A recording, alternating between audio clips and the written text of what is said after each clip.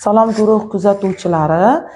40 yoshdan keyin uchraydigan muammolardan biri soch to'kilishi, sochning siyraylashi va ayol kishini, erkaklarda ham shu qatorda chiroyli qilib turgan sochlar nega jonsizlanishini ozgina muammosini ko'tarmoqchiman. Bu muammolardan biri bu ekologiya, noto'g'ri ovqatlanish va kam harakat evaziga bo'layotgan sir emas.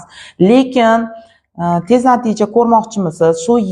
Shu muammoga yechim izlayapsizmi? Siz adashmadingiz, shu videoga kirganingiz bu sizning yutug'ingiz. Shu muammoga yechim bor. Bu yechimni men topganman.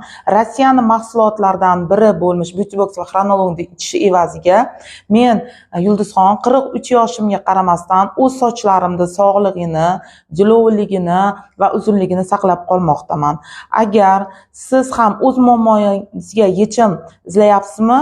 Shu videoni tagida qo'yilgan telefon raqam orqali qo'ng'iroq qilsangiz, sizlarga to'liqroq ma'lumot beraman.